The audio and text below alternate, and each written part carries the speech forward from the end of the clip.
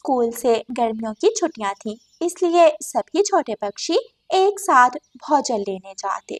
जग्गू बेटा, याद है ना? मेरी बात याद रखना।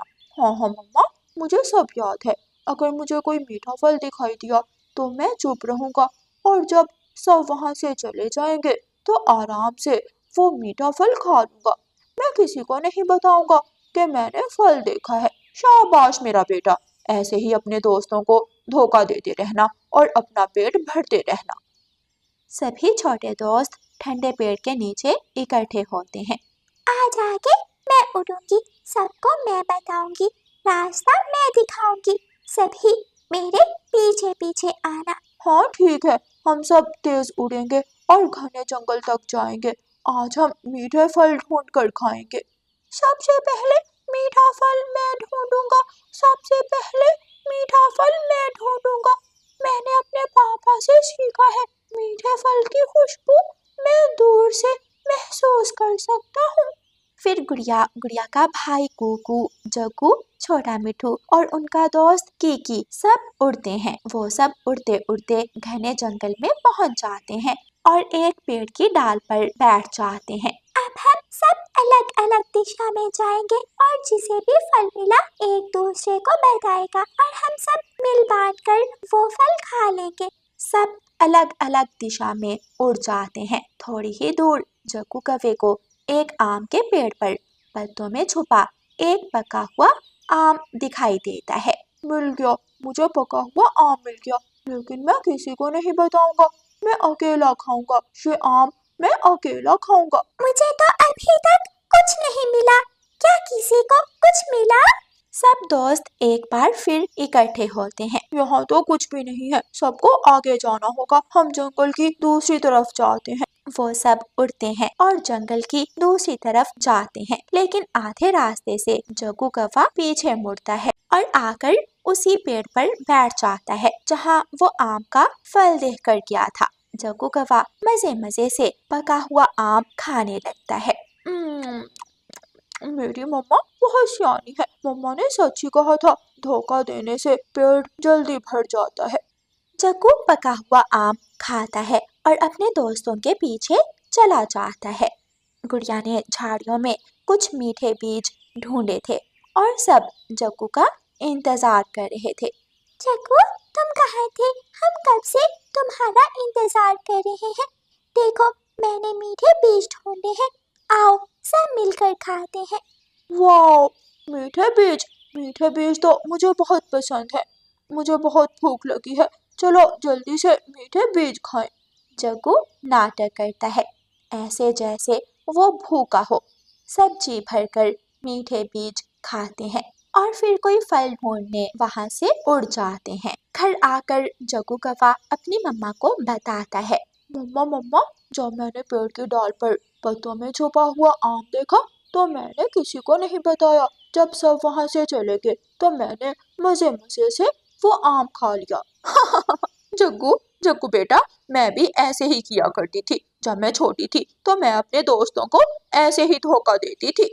अगले दिन सभी दोस्त उड़ते उड़ते थक गए थे। वो बहुत दूर निकल गए थे, आसपास पानी नहीं था, सबको बहुत प्यास लगी हुई थी। दोस्तों, गर्मी की वजह से सभी नदी नाले सूख गए हैं। हमने इतनी दूर आकर बहुत बड़ी गलती की, अब हमें पानी ढूंढना होगा।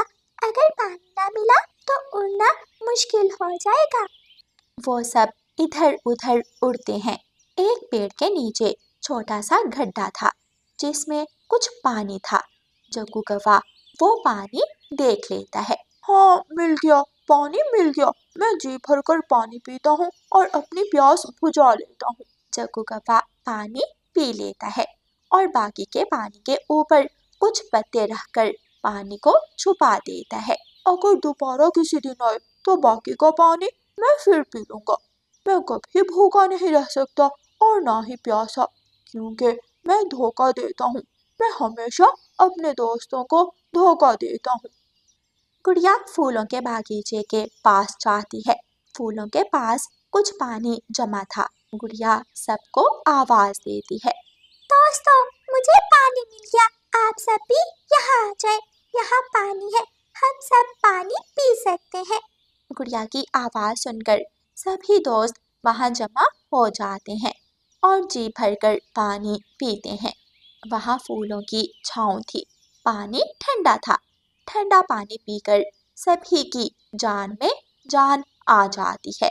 गुड़िया, तुम्हारा बहुत बहुत शुक्रिया। अब हम उड़ सकते हैं, हम भोजन ढूंढने आगे जा सकते हैं। फिर सभी दोस्त खुशी खुशी वहाँ से उड़ जाते हैं। गुड़िया लाल स्वादिष्ट बीज ढूंढती है और टोकरी में रखती है। वहाँ कुछ चावल के दाने थे। गुड़िया चावल के दाने तोड़कर टोकरी में रखती है। दोस्तों, अनाज और बीज तो मिल गया। अब हम मीठा फल ढूंढते हैं और फिर ठंडी छांव में एक साथ बैठकर पार्टी करेंगे। गुड़िया लाल बीज और चावल की टोकरी पेड़ के नीचे रखती है और वो सब इधर उधर उड़ने लगते हैं। वो सब मीठा फल ढूंढ रहे थे। जग्गू कौवा आंख चुराकर वापस आता है और टोकरी के पास बैठकर लाल बीज खाने लगता है। धोखा और झूठ ज्यादा देर छुपा नहीं रहता। आज गुड़िया जग्गू को देख लेती है। मैंने तुम्हें देख लिया है जग्गू के बच्चे, तुम धोखेबाज हो। तुम हमारे दोस्त नहीं हो, क्योंकि दोस्त दोस्तों को धोखा नहीं देता। गुड़िया की ऊंची आवाज सुनकर सभी दोस्त वहां जमा हो जाते हैं। जग्गू शर्मिंदा था और सर झुकाए बैठा था। मुझे जब भी कोई फल मिलता है तो मैं सबके साथ मिलकर खाता हूँ, लेकिन तुमने हमें धोखा देने की कोशिश की। जाओ, तुम जा सकते हो। हमारी और तुम्हारी दोस्ती खत्म हुई। गुड़िया बहन, मैंने तो आप सबको पहले ही बताया था कि जग्गू हमें धोखा दे रहा है। मैंने एक दिन इसे छुपकर आम खाते देखा था। अगर जाते हो तो जाओ, मुझे भी तुम्हारी जरूरत नहीं है।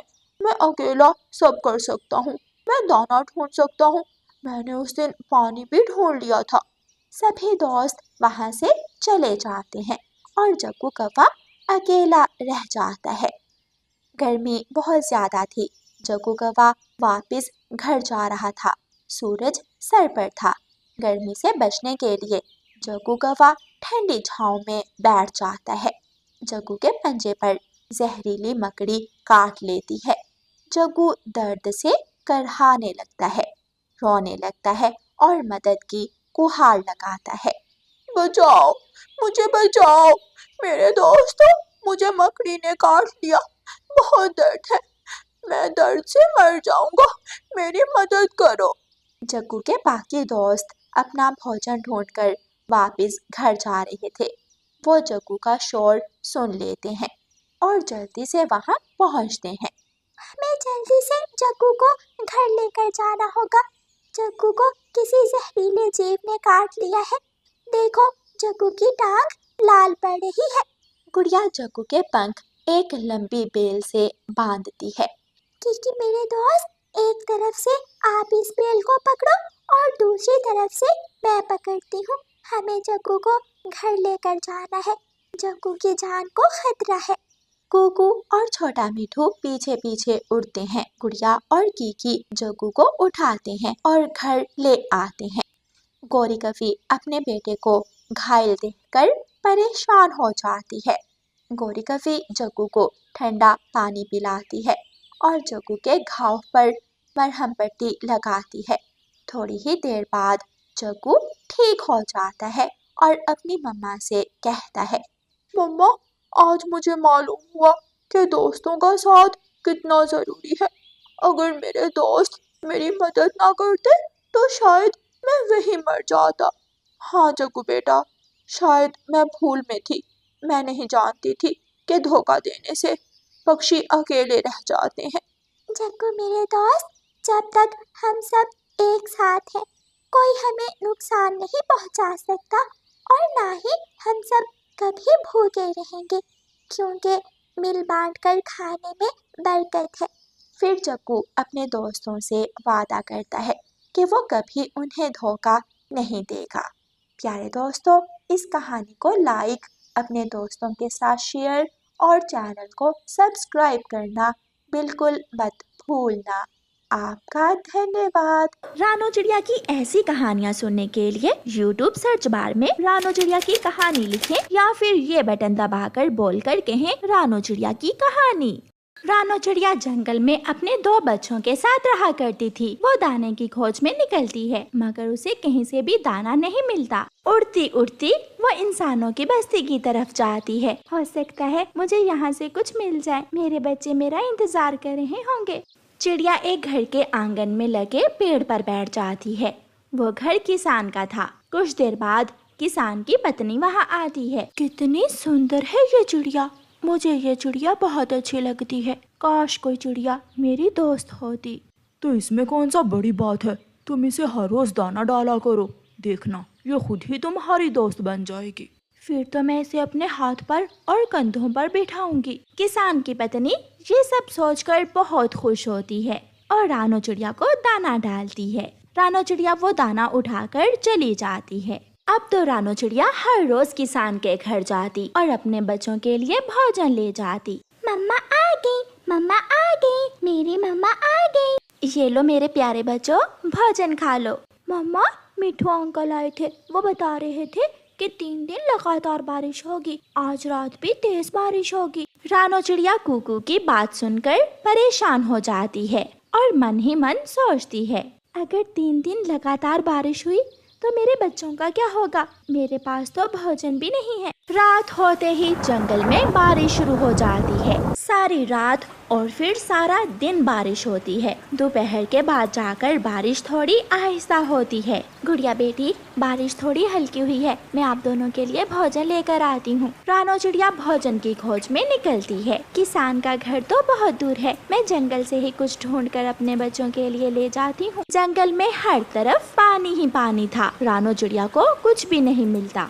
आखिर थक हार कर रानो चिड़िया किसान के घर जाती है। रानो चिड़िया पेड़ पर बैठ जाती है। अंदर से आवाजें आ रही थीं। इस बारिश से हमारी सारी फसल बर्बाद हो गई, कुछ भी बाकी नहीं बचा। मम्मा, मुझे भूख लगी है, मैं क्या करूं? घर में खाने के लिए कुछ भी नहीं है। वो जो एक रोटी पड़ी है, आप मुझे वो दे दे। वो छोटी सी रोटी खाकर तुम्हारा पेट नहीं भरेगा बेटा, और वो रोटी मैंने चिड़िया के लिए रखी है। बारिश में वो चिड़िया नहीं आएगी, तुम ये रोटी लट्टू को दे दो। इतने में किसान की पत्नी की नजर चिड़िया पर पड़ती है। वो देखो, आगे चिड़िया। किसान की पत्नी रोटी लेकर चिड़िया के पास जाती है। ये लो प्यारी चिड़िया, रोटी लेकर जल्दी से उड़ जाओ। रानो चिड़िया वो रोटी लेना तो नहीं चाहती थी, मगर फिर भी वो भारी मन से वो रोटी ले लेती है और जाकर अपने बच्चों को रोटी खिला देती है। रानो आज बहुत परेशान थी, वो उस परिवार की मदद करना चाहती थी। अगले दिन रानो चिड़िया अपने दोस्त पेड़ के पास जाती है। प्यारे पेड़ दोस्त, जंगल की परी जंगल कब आएगी? मुझे उससे जरूरी काम है। वो अभी अभी झरने के पास फूलों से मिलने गई है और फिर वो वहीं से दूसरे जंगल चली जाएगी। फिर तो मुझे जल्दी जाना होगा। अच्छा प्यारे दोस्त, मैं फिर आऊंगी। रानो चिड़िया जल्दी से जंगल की परी के पास जाती है। रानो चिड़िया, क्या बात है, सब ठीक तो है ना? जी परी जी, सब ठीक है। मैं किसी की मदद करना चाहती हूँ, मगर उसके लिए मुझे आपकी जरूरत है। रानो चिड़िया सारी बात सुंदर परी को बताती है। तुम मेरे साथ आओ, मैं तुम्हें सुनहरी जंगल लेकर जाती हूँ। फिर सुंदर परी रानो चिड़िया को सुनहरी जंगल ले जाती है। कितना रोशन और चमकदार है ये तो जैसे अलग ही दुनिया है। हाँ रानो, ये एक अलग ही दुनिया है, इसके बारे में कोई नहीं जानता। यहाँ हर चीज सोने की है, तुम यहाँ से जो चाहो ले सकती हो। रानो चिड़िया सेब के पेड़ से कुछ सोने के सेब तोड़ती है और चली जाती है। रानो चिड़िया वो सेब ले जाकर किसान के घर में फेंक देती है। सोने के सेब? अरे ये देखिए, क्या ये सच में सोने के सेब है या मेरा कोई वहम है? ये तो सच में सोने के सेब हैं। ये सब वही चिड़िया लेकर आई है। आप सच ही कहते हैं, वो चिड़िया तो सच में मेरी दोस्त बन गई है। चाहे हम एक दूसरे की बोली नहीं समझते, मगर एक दूसरे की खुशियाँ और गम को महसूस कर सकते हैं। रानो चिड़िया किसान की पत्नी की बातें सुनकर उसके कंधों पर आकर बैठ जाती है। इस तरह वो दोस्त बनकर खुशी खुशी रहते हैं।